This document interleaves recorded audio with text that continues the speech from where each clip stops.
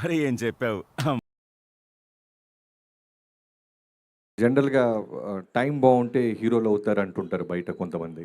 కానీ timing బావుండి hero అయినోడు Naveen Polisetty. అంటే ఎంత టైమింగ్ అంటే నాకు తెలిసి ఓ 1 ఇయర్ బ్యాక్ రెగ్యులర్‌గా మాట్లాడుతుంటాను నవీన్‌తో నేను. యాక్సిడెంట్ అయింది మనోడికి. అందరికీ తెలుసో తెలీదో సాలిడ్ యాక్సిడెంట్.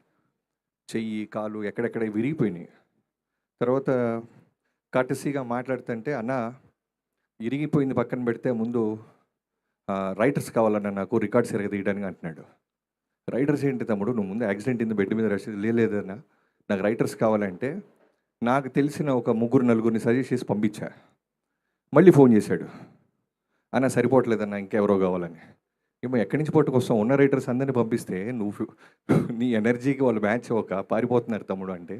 అలా తనే కూర్చొని తనే ఒక కథ పట్టుకొని ఒక బ్యూటిఫుల్ టీమ్ని ఆర్గనైజ్ చేసుకొని ఇలాంటి సినిమా ఒక బ్లాక్ బస్టర్ కొట్టడం అనేది సామాన్యమే కాదు. అంటే సినిమా మొత్తం చూసినప్పుడు నాకు ఏమనిపించిందంటే నవీన్ ఒక్క ఫ్రేమ్లో కూడా ఎనర్జీ వదలట్లా. ఒక్క ఫ్రేమ్ ఎక్కడో చోట రిలాక్స్ అవుతారు ఎవరొకళ్ళు, డైరెక్టర్ అయినా సరే, టెక్నీషియన్స్ అయినా, యాక్టర్స్ అయినా, ఎక్కడో చోట వన్ ఫ్రేమ్ వదిలేస్తాం.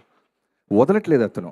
నమ్మి నమ్మి నమ్మి నమ్మి నమ్మి ఎనర్జీతో బౌన్స్ అవుతానే ఉన్నాడు బౌన్స్. అంత నవ్వుతూ చేస్తున్నాడు కదా, లోపల ఎంత లాభం ఉందో నాకు అర్థమవుతుంది. ఎందుకు అవ్వం మనం హీరో, ఎందుకు నిలదొక్కోలేం, ఎందుకు ఈ పెద్ద సర్కిల్లో నేను ఉండకూడదు, నాకు ఎందుకు మార్కెట్ ఉండకూడదు అనేది ప్రతి స్మైల్ వెనకాల అతను పడ్డ కష్టం, అతనుకున్న లాభ నాకు అనిపించింది. నవీన్, నీ కష్టం ఇలానే వెళ్తావు, నీకేం చెప్పక్కర్లేదు. బట్ చాలా చాలా బ్రైట్ ఫ్యూచర్ ఉంది. నీకు తెలియని ఒక గుడ్ న్యూస్ చెప్తాను నీకు.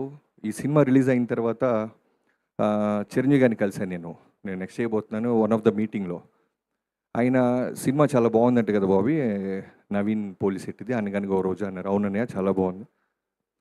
ఎంత ఎనర్జీ ఉంటుంది అబ్బాయికి, ఇప్పుడు వస్తున్న జనరేషన్స్లో నాకు బాగా నచ్చిన హీరో నవీన్ అని చెప్పాడు.